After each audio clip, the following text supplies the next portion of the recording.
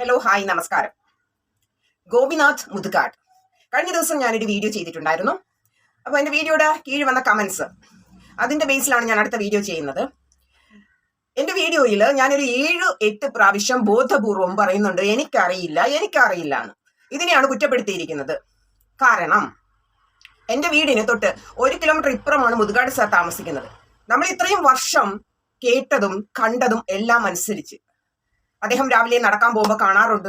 നമ്മളെയൊക്കെ കണ്ടാൽ ഭയങ്കര സ്നേഹമാണ്. പക്ഷേ നമ്മുടെ മനസ്സിലുള്ള ഒരു കൺസെപ്റ്റ് ഉണ്ടല്ലോ, അത് ഒരു ദിവസം കൊണ്ട് എടുത്തു മാറ്റാൻ പറ്റത്തില്ല. അതുകൊണ്ട് ഞാൻ പല കാര്യങ്ങളും മനസ്സിലാക്കിയിട്ടാണ് വീഡിയോ ചെയ്യുന്നത്. എങ്കിലും പൊതുവെ അദ്ദേഹത്തെ കുറിച്ച് വന്നിരിക്കുന്ന വീഡിയോസ് എല്ലാം പോസിറ്റീവാണ്. പക്ഷേ അതുകൊണ്ടാണ് ഒരു ക്വസ്റ്റ്യൻ മാർക്ക് ഉള്ളത് കൊണ്ടാണ് എനിക്കറിയത്തില്ല, കാലം തെളിയിക്കുമെന്ന് ഞാൻ പറഞ്ഞത്. ഇപ്പോൾ വ്യക്തമായ റിപ്പോർട്ടുകൾ വീണ്ടും കിട്ടി. ഈ അദ്ദേഹത്തിനെതിരെ ചിത്ര എന്ന് പറയുന്നത് ഒരു സാധാ വ്യക്തിയല്ല, ഒരു അധ്യാപികയാണ്. മാതാപിതാ ഗുരു ദൈവം. അധ്യാപകർ ഒരിക്കലും വന്ന് കള്ളം പറയേണ്ട ആവശ്യമില്ല. പക്ഷെ ചില അധ്യാപകർ, നമ്മൾ ഇപ്പൊ തന്നെ ഒരു ടീച്ചറിന്റെ കാര്യം കണ്ടു ഈ ഇടയ്ക്ക്, ചിലര് സൈക്കോളജിക്കലി പ്രോബ്ലംസ് ഉള്ള ചില വ്യക്തികളുണ്ട്, അവരൊക്കെ അങ്ങനെ കാണിക്കും. പക്ഷെ ഇവരങ്ങനെയാണെന്ന് തോന്നിയില്ല. ഇവരുടെ ബോഡി ലാംഗ്വേജിൽ അവര് വളരെ സത്യവും കൃത്യവുമായിട്ടാണ് സംസാരിക്കുന്നത്. ആ സംസാരം കേൾക്കുമ്പോൾ അറിയാം. 1 വർഷം സൈക്കോളജി പഠിക്കുന്നതാണ് ടീച്ചേഴ്സ്. ഞാൻ 1 വർഷം സൈക്കോളജി പഠിച്ചതിന്റെ ബേസിലാണ് ഞാൻ പറയുന്നത്. ഒരാള് സംസാരിക്കുമ്പോൾ കൃത്രിമമായിട്ട് സംസാരിക്കണം, അവരുടെ ബോഡി ലാംഗ്വേജ് നമുക്ക് മനസ്സിലാവും. അപ്പൊ ഇത്രയും വർഷം ഗോപിനാഥ് മുതുകാട് ഈ കണ്ട ജനങ്ങളെ മൊത്തവും പറ്റിക്കുകയായിരുന്നു. അതിനാണ് പണ്ടുള്ളവർ പറയുന്നത്, എത്ര കള്ളം കാണിച്ചാലും സത്യം ഒരു നാൾ മറനീക്കി പുറത്തു വരൂ എന്ന് പറയുന്ന സെന്റൻസ് അച്ചിട്ടമാണ്. എത്ര വർഷം നമ്മൾ കള്ളത്തിനും കാണിച്ചാലും ഒരു നാൾ സത്യം വരും. പക്ഷെ സത്യത്തിന് മറനീക്കി വരാൻ ഭയങ്കര പാടാ. ചിത്ര എന്ന് പറഞ്ഞ ടീച്ചർ പറയുന്ന ഒരു കാര്യമുണ്ട്. അദ്ദേഹം ക്യാമറയുടെ മുമ്പിൽ ഒരു പേഴ്സണാലിറ്റി, ക്യാമറ ഓഫ് ചെയ്ത വേറൊരു പേഴ്സണാലിറ്റി എന്ന്. ക്യാമറ ഓൺ ആയി കഴിഞ്ഞാൽ കുട്ടികളെടുത്ത്, ഡിസബിലിറ്റി ഉള്ള കുട്ടികളെ എടുത്തു വെച്ച് ഭയങ്കര പെർഫോമൻസ് ആണ്. അദ്ദേഹം ഓഫ് ചെയ്ത തട്ടി എറിഞ്ഞിട്ട് പോകുന്നു. ഇതാണ് അദ്ദേഹത്തിന്റെ ക്യാരക്ടർ. അദ്ദേഹത്തിനെ കുറിച്ച് ചോദ്യം ചെയ്യാൻ അവിടെ വിത്ത് എവിഡൻസുമായി ചെന്ന് കഴിഞ്ഞാൽ പൊട്ടിത്തെറിക്കും അദ്ദേഹം. ഞാൻ ഈ സ്ഥാപനം ഇട്ടിട്ട് പോകും, അങ്ങനെയാണ് ഇങ്ങനെയാണെന്ന് പറഞ്ഞ് ചെല്ലുന്ന രക്ഷകർത്താക്കളെ വരട്ടും. പിന്നെ അവർക്ക് എന്തെങ്കിലും ചെയ്യാൻ പറ്റുമോ? ചിത്ര എന്ന് പറഞ്ഞ ടീച്ചർ പറയുന്നുണ്ട്, ഒരു ദിവസം കുറച്ച് അരിയും താങ്ങി പിടിച്ച് മുതുകാട് സാറ് വീട്ടിൽ ചെന്നു. ചെല്ലുമ്പോൾ എന്തെങ്കിലും കൊണ്ട് ചെല്ലണ്ടേ, സിമ്പതിയുടെ പേരിൽ കൊണ്ട് ചെന്നിട്ട് പറഞ്ഞു, ഞാനൊന്ന് വീഡിയോ എടുക്കുവാണ്. വീഡിയോ എടുത്തു. ആ ടീച്ചർ അപ്പം പുതിയൊരു വീട് വെച്ച് നല്ല രീതിയിൽ ജീവിക്കുകയാണ്. ഇദ്ദേഹം ആദ്യം അവരെ കാണിക്കാൻ വേണ്ടിയിട്ട് ആ വീടിന്റെ വീഡിയോ എടുത്തു. എന്നിട്ട് അദ്ദേഹം പറഞ്ഞു, ആദ്യം താമസിച്ചുകൊണ്ടിരുന്ന ഒരു കുഞ്ഞു പൊട്ടിപ്പൊളിഞ്ഞൊരു വീടാണേ, അതൊന്ന് എടുത്തോട്ടെ എന്ന് ചോദിച്ചു. അത് പെർമിഷൻ പോലും ചോദിച്ചില്ലെന്നാണ് തോന്നുന്നു. അത് എടുക്കണമെന്നുള്ള ആ ഒരു ഇത് പറഞ്ഞു. അത് അപ്പോഴത്തേക്ക് ഈ ചിത്ര ടീച്ചർ പറഞ്ഞു, ഞങ്ങൾക്ക് താല്പര്യമില്ല, അത് എടുക്കണ്ട എന്ന് പറഞ്ഞു. അപ്പൊ അദ്ദേഹത്തിന് എന്തോന്ന് വെച്ചാല്, ഇങ്ങനെയുള്ള വീഡിയോ ക്ലിപ്പിംഗ്സ് ഒപ്പിച്ചിട്ട് വേറൊരു കാര്യം കൂടെ ചെയ്തു കേട്ടോ. ഇവരുടെ വീട്ടിന്റെ ഫ്രണ്ടിൽ ഒരു റെയിൽവേ പാളമുണ്ട്. അപ്പൊ പാളം ക്രോസ് ചെയ്യാൻ ആ കുട്ടിക്ക് പാടാ. അപ്പം വേറൊരു കുട്ടിയെ കൊണ്ട് എടുപ്പിച്ച് പാളം ക്രോസ് ചെയ്യിപ്പിച്ചു. ആ വീഡിയോ എടുത്തു വെച്ചു. ഇദ്ദേഹത്തിന്റെ മുഖ്യ ലക്ഷ്യം എന്താന്ന് വെച്ചാൽ, ഇങ്ങനെയുള്ള വീഡിയോ കളക്ട് ചെയ്തിട്ട് അന്യരാജ്യങ്ങളിലേക്ക് അയച്ചിട്ട് സിമ്പതി നേടുക ആളുകളുടെ. എന്നിട്ട് 1 സ്പോൺസറോ 2 സ്പോൺസറോ 3 സ്പോൺസറോ അല്ല ഒരു കുട്ടിക്ക് അദ്ദേഹം ഒപ്പിക്കുന്നത്. അപ്പൊ ഇദ്ദേഹത്തിന്റെ ക്രൂക്കറ്റ് മൈൻഡ്, ഏത് സംഭവം നമ്മൾ ചെയ്താലും ദൈവത്തിന്റെ ഒരു കയ്യൊപ്പ് എന്ന് പറഞ്ഞ സാധനം എവിടെങ്കിലും ഒരു തെളിവിട്ടിരിക്കും ദൈവം. അതിന്റെ ഉദാഹരണമാണ് ചിത്ര എന്ന ടീച്ചറിന്റെ നാക്കിലൂടെ നമ്മുടെ ഫ്രണ്ടിൽ തെളിഞ്ഞത്. എല്ലാ മനുഷ്യരെയും ഇദ്ദേഹം കബളിപ്പിച്ചുകൊണ്ടിരിക്കുകയാണെന്ന് തെളിഞ്ഞത്. എന്നിട്ട് ഇപ്പോഴും അദ്ദേഹം വന്നിട്ട് പറഞ്ഞു, ഞാൻ ഭയങ്കര ട്രാൻസ്പെറന്റ് ആണെന്ന് പറയുന്നു. അദ്ദേഹം കണക്കുകളൊക്കെ വളരെ എല്ലാവരെയും പറ്റിക്കാൻ വേണ്ടിയിട്ട് ഏകദേശം ഒപ്പിച്ചൊക്കെ വെക്കുന്നുണ്ട്. പക്ഷേ അദ്ദേഹത്തിന്റെ ഈ പ്രവൃത്തി അതൊരു ക്വസ്റ്റ്യൻ മാർക്കല്ലേ കുട്ടികളോട് കാണിക്കുന്നത്. എന്നിട്ട് അദ്ദേഹം പറയുന്നുണ്ട്, എന്റെ കുട്ടിയൊന്ന് ഡിസബിലിറ്റി ഉള്ള കുട്ടി, എന്താണ് പുച്ഛിക്കണത്? അത് മാത്രമല്ല, വേറൊരു കാര്യം നിങ്ങൾ ശ്രദ്ധിച്ചോ, അദ്ദേഹം ഡിസബിലിറ്റീസ് ഉള്ള കുട്ടികളെ എടുത്തു വെച്ചിട്ട് അങ്ങ് ചിരിക്കോ ആസ്വദിക്കുവോ? അങ്ങനെ ചിരിക്കാൻ ആർക്കെങ്കിലും പറ്റുമോ? നമ്മുടെ ഉള്ളൊന്ന് പെടയും, എടുത്തു വെക്കും, ഒന്ന് പെടയും. എങ്ങനെയാണ് ഇങ്ങനെ ചിരിക്കുന്നതെന്ന് എനിക്ക് മനസ്സിലാവുന്നില്ല. ഈ ഒരു വിഷയം കേട്ടിട്ട് നമ്മുടെ മനസ്സ് അക്സെപ്റ്റ് ചെയ്യുന്നില്ല. നമ്മൾ ചിന്തിക്കണ പോലുമില്ല, എങ്ങനെ എത്ര ഡ്യൂൾ പേഴ്സണാലിറ്റിയാണ് ഇദ്ദേഹം എന്ന് നമുക്ക് ചിന്തിക്കാൻ പോലും പറ്റുന്നില്ല എന്നുള്ളതാണ്. ഇദ്ദേഹത്തിനെ കൊണ്ട് എങ്ങനെ കഴിയുന്നു, ഈ കുട്ടികളെ വെച്ചിട്ട് ഇങ്ങനെ പൈസ ഉണ്ടാക്കാൻ ഇദ്ദേഹത്തിന് എങ്ങനെ കഴിയുന്നു? ആ ടീച്ചർ ഒരു സെന്റൻസ് ആദ്യം പറഞ്ഞിരുന്നു, പിള്ളേരെ പിടുത്തക്കാരന്.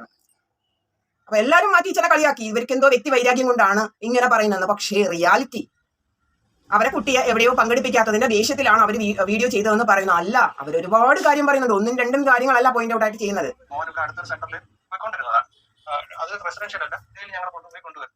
സെന്ററിൽ അപ്പോ അവിടെ നിന്നൊക്കെ യാത്രയപ്പും എല്ലാം കഴിഞ്ഞ് അവിടെ ചെന്നിട്ടാണ് അവിടുത്തെ ഈ നമ്മുടെ മെയിൻ ഒരു വിഷയമുള്ളത് DAC ഡിഫറന്റ് ആർട്ട് സെന്റർ എന്ന് പറയുന്നത് റെസിഡൻഷ്യൽ അല്ല.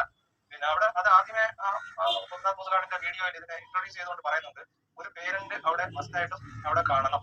അപ്പോ ഇന്ന കണക്കാണ്, അവിടെ നിങ്ങൾ യാതൊരു പൈസയും കൊടുക്കേണ്ടതില്ല, ഇന്ന ഒരു പേരിന്റെ സാന്നിധ്യം അവിടെ ഉണ്ടെങ്കിൽ അത് അവിടുത്തെ നിയമമാണ്. അപ്പൊ അതനുസരിച്ച് ഞാൻ മോന്റെ കൂടെ ആദ്യമൊക്കെ ഞങ്ങൾ ഫാമിലി ആയിട്ട് പോകുമായിരുന്നു. ഞാൻ മോന്റെ കൂടെ രാവിലെ അവരുടെ ബസ് വരും, ആറ്റിങ്ങൽ വരെ.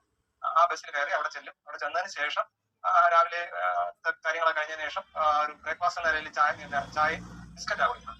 അപ്പൊ ഞങ്ങൾക്ക് ഈ ബിസ്ക്കറ്റ് തന്നെ മോന് ബിസ്ക്കറ്റ് കൂടുതൽ കഴിച്ചു കഴിഞ്ഞാൽ ഹൈപ്പർ ആക്റ്റീവ് ആണ് ആളും, പിന്നെ അത് അല്ലാതെ ഹൈപ്പർ ആവും. കുറച്ച് ദിവസം ആയപ്പോൾ തന്നെ അത് മടുപ്പ് തുടങ്ങി. പിന്നീട് ഉച്ചയ്ക്ക് ഭക്ഷണം നമ്മുടെ നോർമൽ ഭക്ഷണം, വലിയ ഇതൊന്നും ഇല്ലാത്ത. പിന്നീട് നല്ല ഭക്ഷണം എന്ന് പറയുന്നത് എന്തെങ്കിലും ഈ വിശേഷ ദിവസം ആരെങ്കിലും ഒരു സെലിബ്രിറ്റീസോ മറ്റാരെങ്കിലും അവരുടെ വീട്ടിൽ ഏതെങ്കിലും ധനാഢ്യരായ ആൾക്കാർ അവരുടെ വീട്ടിലെ വിശേഷങ്ങൾക്കൊക്കെ വിഭവങ്ങൾ എടുത്തുകൊണ്ട് നടത്തുന്ന സദ്യ. അതാണ് ഈ നമ്മൾ ഈ ഉച്ചയൂണ് സമൃദ്ധമായ എന്നൊക്കെ പറഞ്ഞു കേൾക്കുന്നത്. അപ്പോ അവിടെ ചെന്ന് അതിന്റെ ഓപ്പൺ എയർ ആണ്. നിങ്ങൾ കാണുന്ന വിധവൻ ഹാള്, മറ്റ് ഇൻസ്ട്രുമെന്റ് പ്ലേ ചെയ്യുന്ന സ്ഥലങ്ങളെല്ലാം ഓപ്പൺ എയർ ആണ്. അപ്പൊ നല്ല ചൂട് സമയം, മഴയായാലും കാറ്റായാലും വെയിലായാലും എല്ലാം ഈ ഓപ്പൺ എയറിലാണ് നടക്കുന്നത്. അപ്പോ ആ കാലഘട്ടത്തിൽ തിരുവനന്തപുരം ജില്ലയിൽ വേനൽക്കാല അവധി പ്രഖ്യാപിച്ചപ്പോൾ മധ്യവേനൽ അവധി പ്രഖ്യാപിച്ചു. അതിന്റെ ക്ലാസ്സുകളെല്ലാം സ്റ്റോപ്പ് ചെയ്തുകൊണ്ട് ആ സമയത്ത് അവിടെ പ്രോഗ്രാം നടക്കുന്നു. ഇപ്പൊ ഡെയിലി പനി പ്രശ്നങ്ങളൊക്കെ ഉണ്ട്, പുതിയ ബുദ്ധിമുട്ടുകളൊക്കെ ഉണ്ട്. അങ്ങനെ ഇരിക്കുമ്പോൾ അവിടുത്തെ ഈ അതിനകത്ത് കണ്ട് മനസ്സിലാക്കിയ എന്റെ എക്സ്പീരിയൻസ് വെച്ച്, ഇനിയിപ്പോ മോന് 22 വയസ്സായി, അവനെ ഏകദേശം 5.5 വയസ്സായപ്പോഴാണ് ഓട്ടിസം തിരിച്ചറിഞ്ഞത്. അന്ന് തൊട്ട് ഇന്ന് വരെ മറ്റാർക്കും അറിയാവുന്നതിനേക്കാളും അവന്റെ കാര്യങ്ങൾ പരിശീലിപ്പിക്കുന്നത് അവരെ പഠിപ്പിക്കുന്നതെല്ലാം ഞങ്ങളാണ്. ഞങ്ങൾ പഠിച്ചെങ്കിലേ അവൻ. ഒരു കുട്ടിയുടെ രക്ഷകർത്താവ് പറയുന്ന ഒരു സെന്റൻസ് ആണ്, ഒരു മനസാക്ഷിയില്ലാതെ വേനൽ സമയത്തും അവിടെ പ്രോഗ്രാം വെച്ച് കുട്ടികൾക്ക് അത് അക്സെപ്റ്റ് ചെയ്യാൻ പറ്റുന്നില്ല. അപ്പൊ കുട്ടികളെ വെച്ച് പൈസ ഉണ്ടാക്കുക. പറഞ്ഞത് കേട്ടോ, കുട്ടിക്ക് നല്ല ഭക്ഷണമില്ല, ബിസ്ക്കറ്റ് കഴിച്ച് കുട്ടികൾ എത്ര ദിവസം മുന്നോട്ട് പോകും? അപ്പൊ നല്ല ഭക്ഷണം, ഒരു സദ്യ അവിടെ വരണമെങ്കിൽ ആരെങ്കിലും ഏതെങ്കിലും സ്പോൺസേഴ്സിന്റെയോ ആരുടെ സെലിബ്രിറ്റീസിന്റെയോ ആരുടെയെങ്കിലും ഒരു കല്യാണം വരണ ഒരു സദ്യ കിട്ടണമെങ്കിൽ ഇത്രയും കോടാനുകോടി പൈസകൾ അവിടെ വന്നു മറിഞ്ഞിട്ട് കുട്ടികൾക്ക് നല്ല ഭക്ഷണമില്ല. അതുപോലെ ട്രെയിനിങ്ങിന് ആ കുട്ടികൾക്ക് ആവശ്യമായ രീതിയിലുള്ള ട്രെയിനിങ്ങിന് ടീച്ചേഴ്സ് അവിടെ ഇല്ല. അപ്പൊ അദ്ദേഹത്തിന്റെ മനസ്സിൽ എന്റെ കുട്ടികളല്ലല്ലോ ഇതാണ്. അപ്പൊ ഇദ്ദേഹത്തിന്റെ കാപഠ്യ മുഖം കൊണ്ടുവരാൻ ഇപ്പോഴത്തെ മാധ്യമ പ്രവർത്തകർക്ക് പേടിയാണ്. മറുനാടൻ മലയാളി കഴിഞ്ഞ ദിവസം ഒരു വീഡിയോ ചെയ്തിട്ടുണ്ടായിരുന്നു. പക്ഷെ അത് അവിടുത്തെ ടീച്ചേഴ്സ് അല്ലെ സ്റ്റാഫ് അവരാരെങ്കിലും ഈ മുതുകാടിനെ എതിർത്ത് സംസാരിക്കും. പിന്നെ അവർക്ക് അവിടെ പറ്റുമോ, തുടരാൻ പറ്റുമോ? അവരെല്ലാം വളരെ നല്ലതായിട്ടാണ് സംസാരിച്ചത്. പക്ഷേ ഇതിനൊരു മറുവശമുണ്ട്, കുറെ പേർക്ക് മറുവശം പറയാനുമുണ്ട്. അത് നമ്മൾ അറിയണമല്ലോ. ഇദ്ദേഹം 10-30 പേരെ വെച്ചിട്ട് കുറെ കുട്ടികളൊക്കെ പിരിഞ്ഞു പോയല്ലോ. ഒരുപാട് പേരെ കണ്ണിലും പൊടിയിടാൻ അദ്ദേഹത്തിന് കഴിഞ്ഞു. അതുകൊണ്ടാണല്ലോ ഇത്രയും നാൾ പിടിച്ചു നിന്നത്. പക്ഷേ സത്യം എന്നായാലും പുറത്തു വരും. ചേർന്ന് നടത്തുന്ന ഒരു സംഘടനയാണ് Kollam autism club. Kerala autism club വേറെ ഉണ്ട്. ഞങ്ങൾ ഇത്രയും കുട്ടികൾ ഇത്രയും ബാധിക്കപ്പെട്ടവർ കൊല്ലം ജില്ലയിൽ തന്നെ ഉണ്ട്. അത് ഓട്ടിസം ക്ലബ് എന്ന് തന്നെയാണ് അറിയപ്പെടുന്നത്. മെയിനായിട്ടും ഒരു കാര്യം പറഞ്ഞോട്ടെ, ഈ ഓട്ടിസം എന്ന് പറയുന്നത് എല്ലാ തരം മാനസികതയോടെ എത്തുന്നവരെ മൊത്തത്തിൽ സർക്കാർ ഉദ്യോഗസ്ഥരായി നമ്മുടെ പുതിയ ഓട്ടിസം എന്നാണ് പറയുന്നത്. അവർ ഉദ്ദേശിക്കുന്ന ഒരു തരം മംഗോളിയൻ ഷേപ്പുള്ള കുട്ടികൾ, അവർ ആ ടൈപ്പിലുള്ള അതെല്ലാം ഓട്ടിസ്റ്റിക്കാണ്. ഓട്ടിസം വേറെ, ഡൗൺ സിൻഡ്രോം വേറെ, സെർബ്രൽ പാൾസി വേറെ, അങ്ങനെ ഒന്നും തിരിച്ച് ഇന്ന് ആർക്കും അറിയത്തില്ല. ഈ ഓട്ടിസ്റ്റിക് കുട്ടികൾ അവർ പ്രത്യേകിച്ച് കാഴ്ചയിൽ വൈകല്യോ ഒന്നും ഉള്ള കുട്ടികളല്ല. ഇതിന്റെ മുതൽ തന്നെ കണ്ടാൽ ഒരിക്കലും തിരിച്ചറിയാൻ അവർ സംസാരിച്ചു തുടങ്ങും, വല്ല പ്രവർത്തിച്ച് തുടങ്ങുമ്പോൾ അവർ ഓട്ടിസ്റ്റിക്കാണെന്ന് അറിയാൻ പറ്റും. ഇത് ഈ എല്ലാ കച്ചവടക്കാരും പറഞ്ഞ ഓട്ടിസം എന്ന് പറയുന്നതാണ്. അപ്പൊ യഥാർത്ഥ ഓട്ടിസത്തിന്റെ അവസ്ഥ, അതിന്റെ തീവ്രത ഒന്നും ആർക്കും അറിയത്തില്ല. ഞങ്ങൾ ഇത്രയും വർഷത്തോടെ ഞങ്ങൾ അനുഭവിച്ചുകൊണ്ടിരിക്കുന്നതാണ്. പറയാൻ ചിലപ്പോൾ വികാരപരിതരായി ഭാഷ എങ്ങനെയായിപ്പോ. അതിൽ ഏറ്റവും പ്രധാനമായിട്ട് ഞങ്ങൾക്ക് മാഡത്തിനോട് ഉൾപ്പെടെ ഈ സമൂഹത്തോട് വിളിച്ചു പറയാനുള്ള ഒരു കാര്യമാണ്, ഞങ്ങളുടെ ഒരു ദിവസം നിങ്ങൾക്ക് മനസ്സിലാവണമെന്നുണ്ടെങ്കിൽ ഈ കമന്റ് എഴുതുന്ന ആൾക്കാർ, ഈ ന്യായീകരണ തൊഴിലാളികളായിട്ട് ഈ സോഷ്യൽ മീഡിയയിൽ വന്നുകൊണ്ടിരിക്കുന്നവർ, ഞങ്ങൾ ചൂണ്ടിക്കാണിച്ച ഒരു തെറ്റ് അല്ലെങ്കിൽ ഒരു വിപത്തിനെ ഇത്രയധികം വിമർശിക്കുന്നവർ ഒന്ന് ഓർക്കണം. ഞങ്ങളുടെ ഒരു ദിവസം ഞങ്ങൾക്ക് പകരം ജീവിച്ചെങ്കിൽ മാത്രമേ ഞങ്ങൾ എന്താണ് അനുഭവിക്കുന്നത് അതിന്റെ തീവ്രത എന്താണെന്ന് നിങ്ങൾക്ക് മനസ്സിലാവും. നേരിട്ട് കണ്ട് സംസാരിക്കാൻ അവസരം കിട്ടുന്നു. അദ്ദേഹം എന്തൊക്കെ കാര്യങ്ങൾ രാവിലെ ഉണർന്ന വീഡിയോ കാണണം, മുഖാൻ സാറിന്റെ സൂചിയുടെ കേട്ടാണ് ഉണർന്നത്. ആ വൈഫ് പറയാ എങ്ങനെ തുമ്പിക്കറിയാ പറയാം. ഞങ്ങൾ ഒരുമിച്ച് പറഞ്ഞു മുതലാണെന്ന് പറയുന്ന വിഗ്രഹം ഉടഞ്ഞു. ഇതവിടെ പല പേരൻസും എന്റെ മുഖത്ത് നോക്കി ഞങ്ങൾ അങ്ങോട്ടും ഇങ്ങോട്ട് പറഞ്ഞവര്. പിറ്റേ ദിവസം ഞങ്ങൾ അതേ വന്നിട്ട് പോയി മാനേജറെ വിളിച്ചു. അവിടെ ചെന്നപ്പോൾ പുള്ളി പറയാം, നിങ്ങൾ നാളെ തൊട്ട് വരാതിരിക്കും, ഇതൊക്കെ സാറങ്ങ് മറക്കും, സാറ് നാളെ നിങ്ങളെ കണ്ടോക്കെ മറന്നു പോകുന്നു. അപ്പൊ എന്റെ വൈഫ് പറഞ്ഞു, ഞാനൊരു പെറ്റ അമ്മയാണ്, എനിക്ക് ഒരിക്കലും ഇത് മറക്കാൻ പറ്റില്ല. എന്റെ ജീവിതത്തിൽ ഞാൻ ഇങ്ങനെ കുട്ടിയെ പ്രസവിച്ചതിന്റെ പേര് കേട്ട ഏറ്റവും അപമാനകരമായ വാക്കാണ് നിങ്ങളുടെ കുട്ടിയെ പോലെ ഒരു കുട്ടി എനിക്കില്ല, എന്റെ മോൻ നോർമലാണ് എന്ന് ഒരു വാക്ക്. നിങ്ങൾ എന്റെ ഔദാര്യമാണ് നിങ്ങൾ ഇവിടെ പറ്റുന്നത്, നിങ്ങളുടെ കുട്ടിയും അനുഭവിക്കുന്നത്. എന്നിട്ട് ഒരു വാക്കോട് പുള്ളി പറഞ്ഞു, ഇതേ സമാധാന പരാതി ഉള്ളവർ ആരെങ്കിലും ഉണ്ടെങ്കിൽ ശരിയും ഇപ്പൊ ആണ് അവിടുത്തെ ആരും കത്തിക്കണമെന്നില്ല, ഇഷ്ടംപോലെ ആൾക്കാർ കഴിഞ്ഞാൽ പ്രകടനമായിട്ട് പുറത്ത് പോകുന്നത്. ഇതാണ് ഞങ്ങളുടെ അനുഭവം എന്ന് പറയും. പിന്നീട് എനിക്ക് അവിടെ തൊഴാൻ തോന്നില്ല. പിന്നെ ഇവർ വിളിക്കും, തെറാപ്പിസ്റ്റുകൾ എല്ലാം വിളിക്കും, വരണം. ഞാനിപ്പോ കാര്യം പറയുന്നത് അതൊന്നും നിങ്ങൾ കണക്കൂട്ടേണ്ട, വരണം, നിങ്ങൾ ഇവിടെ വരണം, നിങ്ങൾ നോക്കാൻ സാർ അതൊക്കെ മറന്നു, നിങ്ങൾ വരണം, കുട്ടിയുടെ കാര്യമില്ലേ. എന്നിട്ട് ഞങ്ങൾ കുറച്ചുകൂടെ ചെന്ന് നോക്കി. പിന്നീട് പുല്ലുന്ന രാജാവിന് തിന്നുന്ന മന്ത്രി എന്ന് പറയുന്ന ആ മരത്തിൽ ഞങ്ങളോട് പെരുമാറും. ഒരു മിനിറ്റ് പോലും അവിടെ ചെലവഴിക്കാൻ സമയത്ത് എന്നോട് തോന്നി കരിഷ്മയെ പോലെ ഇരിക്കണമെന്ന്. ഞാൻ പറഞ്ഞാൽ പറ്റത്തില്ല, പുറത്ത് നിങ്ങൾ എന്തെങ്കിലും ജോലി എനിക്ക് ഉടപ്പണി എന്ത് പണിയാണെന്ന് ഞാൻ കരിഷ്മയെ പോലെ ഇരിക്കാൻ പറ്റത്തില്ല. അതിനേക്കാൾ ഈ ഇദ്ദേഹത്തിന്റെ സുതിപാടാനായ കുറേ പേരൻസ് ആണ് അവിടെ ഉള്ളത്. അവരിൽ കുട്ടരോഗിയെ കാണുന്നത് കൊടുത്ത് നാവുന്ന പട്ടി അടുത്തൂടെ പോകുന്ന രീതിയിലാണ്. ക്രിമിനൽ പ്രതി പോകുന്ന നടക്കാൻ എന്നെ പിന്നെ ചൂണ്ടിക്കാണിക്കുന്നത്, പരസ്പരം വിശ്വസിക്കുന്നത്. ഒരു സ്ത്രീ വണ്ടിയിലിരുന്ന് പറയാം, ഒരു പേരന്റ് വണ്ടി എന്ന് പറയുന്നത് അവൻ വരുന്നുണ്ടോ മുതലാളി സാർ പറഞ്ഞു വിട്ടോ, പിന്നെ നാണോ ഇല്ലാതെ കയറി വരുന്നു. ഈ പറഞ്ഞ പേരന്റ് ആദ്യം അവിടെ നിന്ന് പറയാൻ എനിക്ക് ഇനി ആരില്ല, ഞങ്ങൾക്ക് ഈ മാത്രമേ ഞങ്ങളുടെ സ്വത്തെല്ലാം ഞങ്ങൾ ഇവിടെ എഴുതി കൊടുക്കുന്നു. അവരുടെ കുട്ടി വീണു, തലയടിച്ച് വീണിട്ട് ഹോസ്പിറ്റലിൽ കൊണ്ടുപോയപ്പോൾ അവരെ വാക്കുമായി. ഇപ്പൊ അവർക്ക് എഴുതി കൊടുക്കേണ്ടത്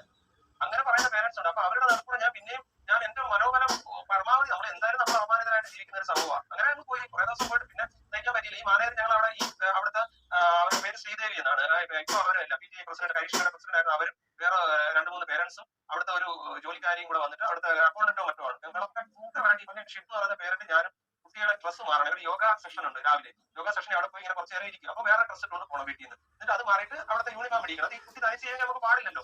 അപ്പൊ അതിനെ ടോയ്ലറ്റ് കൊണ്ടുപോയി വൃത്തിയാക്കി ഡ്രസ്സ് മാറിച്ച് അകത്തോട്ട് വിടാനായിട്ട് ഞങ്ങൾ പുറത്ത് എവിടെയും പോയി നിൽക്കാൻ പറഞ്ഞു. കാമ്പൗണ്ടിന് വെളിയിൽ നിൽക്കുക, അല്ലാതെ അകത്ത് നിങ്ങൾക്ക് നിൽക്കാൻ പറ്റില്ല.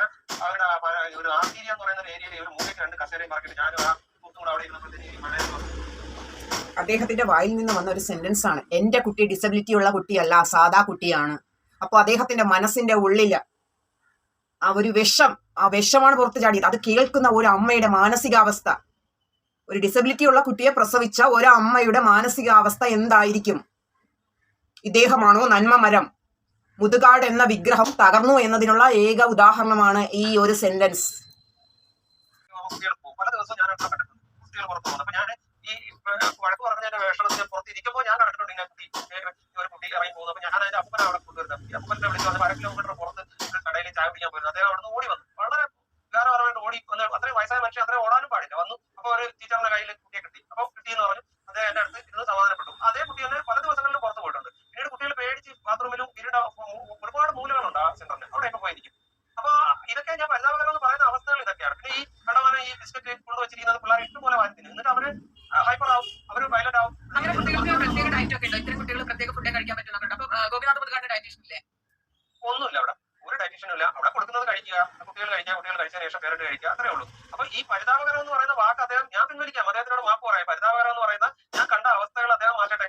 പരിതാപകരം എന്ന് പറയുന്നത് എനിക്കറിയാം. എനിക്ക് 2013 തൊട്ട് ഞാൻ ഇത്ര കുട്ടികളുടെ ഫാമിലികളിൽ പോകാറുണ്ട്, അവരെ കാണാറുണ്ട്, അവരുടെ അടുത്ത് ഇടപെടാറുണ്ട്. അവരുടെ കാര്യങ്ങൾ എനിക്കറിയാം. എന്നെ കണ്ട ഈ പറയുന്ന എല്ലാ ഫാമിലിയിലെ കുട്ടികൾക്കും എന്നെ തിരിച്ചറിയാം. അവരുടെ സ്വഭാവങ്ങളും അവരുടെ രീതികളും എല്ലാം എനിക്കറിയാം. അതുകൊണ്ടാണ് പറയുന്നത്, ഞാൻ പറഞ്ഞു ഇവരുടെ കൈകാര്യം ചെയ്യുന്ന രീതി തെറ്റാണ്, ഇങ്ങനെ അല്ല ഇവരെ കൈകാര്യം ചെയ്യേണ്ടത്.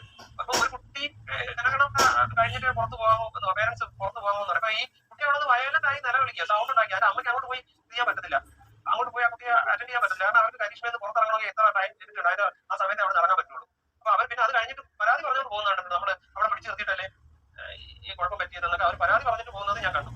അപ്പൊ അതേ സാഹചര്യങ്ങളാണ് ഞാൻ പരിതാപകരം എന്ന് പറയുന്നത്. എന്റെ മോനെ തന്നെ അവരുടെ സ്വഭാവ രീതികൾ മാറി. അവിടുത്തെ പരിശീലനവും ഒന്നും ശരിയല്ലാത്തതുകൊണ്ട് തന്നെയാണ്, അവർ കൈകാര്യം ചെയ്യുന്ന രീതി ശരിയല്ലാത്തതുകൊണ്ട് തന്നെയാണ്. കുട്ടിയുടെ ഇങ്ങനെ ഒരു കുട്ടിക്ക് ആൺപെൺ വ്യത്യാസം തിരിച്ചറിയത്തില്ല. അങ്ങനെ ഒരു കുട്ടിയെ ഇവര് ഷൗട്ട് ചെയ്തിട്ട് എന്ത് കഥയാണുള്ളത്? ആ കുട്ടിയുടെ സ്വഭാവം മാറി. അവരെ 100 പ്രശ്നം വന്നെന്ന് ഞാൻ പറഞ്ഞില്ല. അത് അത്രയും സങ്കടം ഉണ്ടായിട്ട് അതിന് ആ സങ്കടം മാറ്റാനായിട്ട് ഇദ്ദേഹം ഉച്ചരിച്ച ഒരു വാക്കാണ് ഗോപിനാഥ് മുതുകാട് സാറിനെ പ്രകോപിപ്പിച്ചത്. പരിതാപകരം. ചുമ്മാ ആരെങ്കിലും പറയൂ ആ ഒരു വേട്?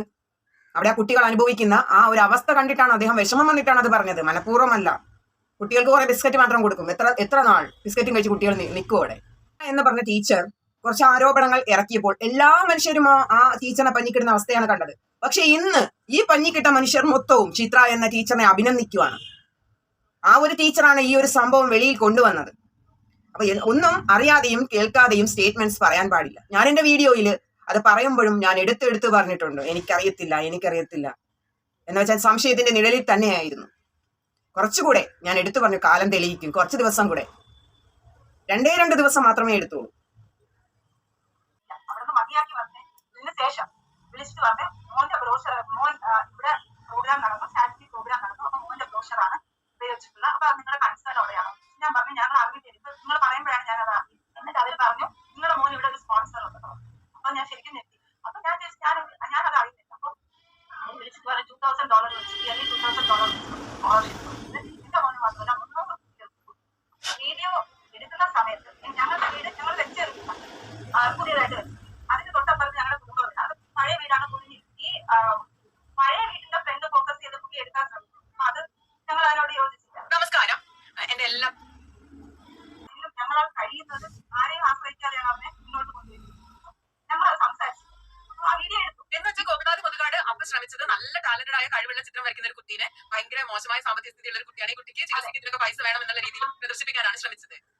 നിങ്ങൾ പക്ഷെ അതിനേക്കാൾ ബെറ്റർ ആയ സാമ്പത്തിക സ്ഥിതിയിൽ ജീവിക്കുന്നതുകൊണ്ട് നിങ്ങൾക്ക് ഉള്ള സാധനം തന്നെ കാണിക്കാനായിരുന്നു താല്പര്യം. അതെ, താല്പര്യമായിരുന്നുള്ളൂ. അപ്പൊ ഞങ്ങൾ അങ്ങനെ തന്നെ പറഞ്ഞു. പക്ഷെ വീഡിയോ എടുത്തു അത് വളരെ സിമ്പത്തറ്റിക് ടൂണൊക്കെ കൊടുത്ത് വളരെ ദയനീയമായിട്ട് അവതരിച്ചു. അതായത് ഞങ്ങളുടെ വീട് റെയിൽവേ ട്രാക്കിന്റെ അപ്പുറത്താണ്. അപ്പൊ മോന് പലപ്പോഴും പോകാൻ ഈ ട്രാക്ക് കടക്കണം. അപ്പൊ അവന് കടക്കാൻ പറ്റില്ല. വേറൊരു ഡിസബിലിറ്റി ഉള്ള കുട്ടിയുടെ അച്ഛൻ പറഞ്ഞ ഒരു വാക്ക് ഓർമ്മയുണ്ടോ? അദ്ദേഹത്തോട് മുതുകാട് സാർ പറയാണ്, എന്റെ കുട്ടിക്ക് ഇങ്ങനെയുള്ള കുഴപ്പങ്ങളൊന്നുമില്ല, എന്റെ കുട്ടി നോർമൽ ആണെന്ന്. പറഞ്ഞ വ്യക്തി നിങ്ങളൊന്ന് മറു സൈഡ് ചിന്തിച്ചു നോക്കൂ. ഒത്തിരിയും ഡിസബിലിറ്റി ഉള്ള കുട്ടികളുടെ കൂടെ എത്ര മനോഹരമായി ചിരിച്ചുകൊണ്ടാണ് അദ്ദേഹം ഫോട്ടോസ് എടുക്കുന്നത്. അപ്പോൾ അദ്ദേഹത്തിന്റെ ഡ്യുവൽ പേഴ്സണാലിറ്റി നമുക്ക് മനസ്സിലാവും. അദ്ദേഹം ക്യാമറയ്ക്ക് മുന്നിൽ എന്തുമാത്രം അഭിനയിക്കുന്നുണ്ടെന്ന്. ഈ ഡിസബിലിറ്റി ഉള്ള കുട്ടികളുടെ വീഡിയോസുകൾ എടുത്ത് വളരെ സഹാനുഭൂതി തോന്നുന്ന രീതി ട്യൂണിട്ട് ആ വീഡിയോ എന്നിട്ട് അന്യ രാജ്യങ്ങളിലേക്ക് അയക്കുകയാണ്. പൈസയ്ക്ക് വേണ്ടിയിട്ട്, സ്പോൺസറിനെ കണ്ടെത്താൻ വേണ്ടിയിട്ട് അയക്കുകയാണ്. ആ ഒരു ബിസിനസ് മൈൻഡ് പറയാൻ വാക്കില്ല. അപ്പോൾ നമുക്ക് മറ്റൊരു വീഡിയോ വീണ്ടും കാണാം. അതുവരെ ഗുഡ് ബൈ.